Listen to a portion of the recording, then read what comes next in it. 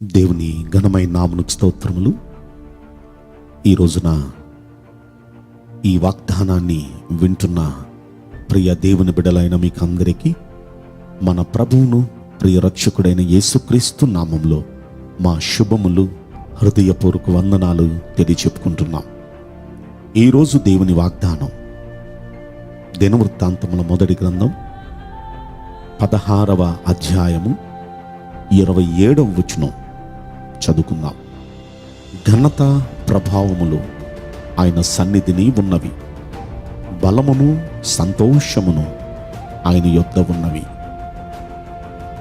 ప్రియ దేవుని బిడ్డలారా, ఈ వాగ్దానం మీ అందరి జీవితాల్లో మన యేసయ్య నెరవేర్చునుగాక. ఆయన మనల్ని ఘనపర్చునుగాక. ఆయన మనకు బలమును సంతోషమును ఘనతను ప్రభావమును అనుగ్రహించునుగాక. ఆమేన్. ఇందులో ఉన్న మాటలు, 2 మాటలు మీకు చెప్పనివ్వండి. యెషయా గ్రంథాన్ని మనం పరిశీలిస్తే 6వ అధ్యాయంలో ఆ యెషయా భక్తుడు దేవుని సన్నిధిలో మోకరిల్లి దేవుణ్ణి ప్రార్థిస్తూ, స్తుతిస్తూ, ఘనపరుస్తూ ఉండగా ఆ దేవుని సన్నిధిని కన్నులారా చూస్తున్నాడు. ఆకాశం తెరవబడింది, దేవుని సింహాసనం అతనికి కనబడింది. ఆ సింహాసనాసీనుడై ఉన్న వాడిని కన్నులారా చూస్తున్నాడు. అక్కడ సెరాపులు, కెరూపులు ఉన్నారు. ఒక్కొక్కరికి 6 రెక్కలున్నాయి. 2 రెక్కలతో పాదాలు కప్పుకొని, 2 రెక్కలతో కన్నులు కప్పుకొని, 2 రెక్కలతో ఎగురుచు వారు అంటున్నారు, సైన్యములకు అధిపతియగు యెహోవా పరిశుద్ధుడు, పరిశుద్ధుడు, పరిశుద్ధుడు, సర్వలోకము ఆయన మహిమతో నిండి ఉన్నదని గొప్ప స్వరముతో వారు గాన ప్రతిగానాలు చేస్తూ ఉంటే, ఆ గాన ప్రతిగానాలకు ఆ గడప కమ్ముల పునాదులన్నీ కదిలిపోతున్నాయి. ఆ మందిరమంతా ధూమంతో నిండిపోయింది. ఆ గొప్ప దర్శనాన్ని అతడు చూస్తూ ఉన్న సమయంలో తనను తాను చూచుకున్నాడు. అపవిత్రునిగా కనబడ్డాడు. తన పెదాలు అపవిత్రంగా కనపడి చంటి పిల్లోడు ఏడ్చినట్టు ఏడ్చాడు. నేను అపవిత్రమైన పెదవులు కలవాడను, అపవిత్రమైన పెదవులు కల జనుల మధ్య నివసిస్తున్నవాడును, నన్ను పవిత్రపరచు అని ప్రార్థించాడు. ఎప్పుడైతే అలా ప్రార్థిస్తున్నాడో దేవుడు ఆ దూతల్లో ఒక దూతకు కారుతో నిప్పించి, ఈ నిప్పును తీసుకుని వెళ్ళి అతనికి పెదవులకు తగిలించి, ఇది నీ పెదవులకు తగిలింది కనుక నువ్వు పవిత్రుడవయ్యావు అని చెప్పిరా అని దూతను పంపిస్తే ఆ దూత వచ్చి పెదవులకు తగిలించి నువ్వు పవిత్రుడవయ్యావు అన్నాడు. ఈ రోజున ప్రియ దైవ జనాంగమా, యెషయా భక్తునికి జరిగిన మాట చెప్తున్నాను వినండి.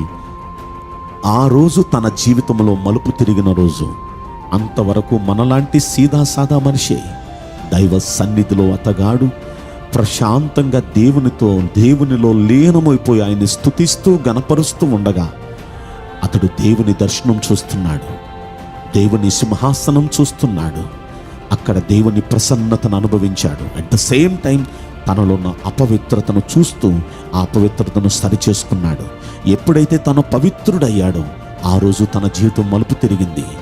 ఈ రోజున ఈ మాట, ఈ వాగ్దానం వింటూ ఉండగానే, మీరు దేవుని సన్నిధిని అనుభవిస్తూ ఉండగానే మీకున్న ప్రతి అపవిత్రత తొలగిపోవునుగాక, పవిత్రులగుదురుగాక, మీ జీవితంలో మలుపు తిరుగునుగాక.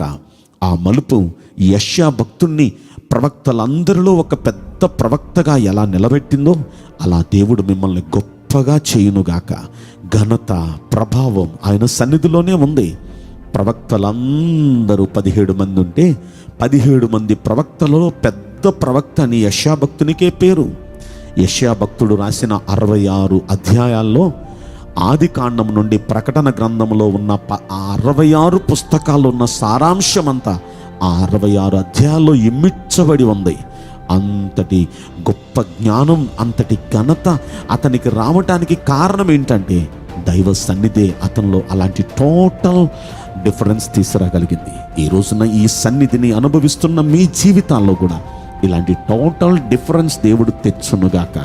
మొదటి సమూయేలు గ్రంథంలో 2వ అధ్యాయము 30వ వచనం లాస్ట్ లైన్లో రాయబడి ఉంది, నన్ను ఘనపరచు వారిని నేను ఘనపరచెదను అని. ఎవరెవరైతే దేవుణ్ణి ఘనపరుస్తారో ఖచ్చితంగా ఆయన వాగ్దానం ఆయన ఘనపరుస్తాడు. ఘనత, ప్రభావం ఆయన సన్నిధిలోనే ఉంది. బలము, సంతోషం ఆయన సన్నిధిలోనే ఉంది. మీరు ఆయన సన్నిధిని అనుభవిస్తూ ఉండగా ఆయన మీలో ప్రతి వ్యక్తిని ఘనపరచునుగాక. యోసేపు అనే వ్యక్తిని మనం చూస్తున్నాం. యోసేపు దేవుణ్ణి ఘనపరిచాడు. అన్య దేశములో బానిసగా వెళ్ళిన యోసేపు అదే దేశానికి రాజయ్యాడు. దానియేలు బబులోను దేశానికి ఒక బందీగా వెళ్ళాడు. దేవుణ్ణి ఘనపరిచాడు అతగాడు. కనుక దేవుడు అతన్ని ఆ దేశానికే ఒక గొప్ప స్థాయిలో కూర్చుండబెట్టాడు. రాజు తర్వాత స్థానం దానియేలుదే. ఇలా మనం ఆలోచిస్తే రోజుకి 3 సార్లు ప్రభుని ప్రార్థిస్తూ 7 సార్లు ప్రభుని స్తుతిస్తూ ఘనపరుస్తున్న దావీదు, గొర్రెల కాపరిగా ఉన్న దావీదును రాజుగా, చక్రవర్తిగా దేవుడు హెచ్చించలేదా? ఈరోజు ఆయన్ని ఘనపరిచే ప్రతి జీవితాన్ని ఆయన హెచ్చించునుగాక. ఈరోజు వాగ్దానం, ఆయన సన్నిధిలో ఉన్న ఘనత, ప్రభావం, బలము, సంతోషం మీ అందరి జీవితాలకు సమృద్ధిగా దేవుడు ప్రసాదించునుగాక. ఆమేన్. ప్రార్థన చేసుకుందాం. పరిశుద్ధుడా, ప్రేమగల యేసురాజా, మీ పరిశుద్ధ బంగారు పవిత్రమైన నామమునకు నిండు మనసుతో కోట్ల కొలదిగా స్తుతులు, స్తోత్రములు, వందనాలు చెల్లిస్తున్నాం. ఎవరెవరైతే ఈ వాగ్దానాన్ని వింటున్నారో, వింటున్న వారి జీవితాల్లో ఈ వాగ్దానాన్ని మీరు నెరవేర్చండి. ఘనత, ప్రభావం మీ సన్నిధిలోనే ఉంది. బలము, సంతోషం మీ సన్నిధిలోనే ఉంది. మీ సన్నిధిని ప్రతి నిత్యం నీ బిడ్డలు అనుభవిస్తూ నీ సన్నిధిలో ఉన్న శ్రేష్టమైన ఈ ఆశీర్వాదాన్ని, ఈ వాగ్దానాన్ని పొందుకోవటానికి నీ బిడ్డల కట్టి కృప దయచేయమని, ఈ రోజంతా నీ బిడ్డల జీవితాల్లో గొప్ప ఘనతను అనుగ్రహించి, సంతోషం అనుగ్రహించి మేలు చేయమని యేసుక్రీస్తు ప్రశస్తమైన నామములో మిక్కిలి వినయముతో ప్రార్థించి బ్రతిమలాడి వేడుకుంటున్నాం పరలోకపు తండ్రి. Amen. May God bless you all.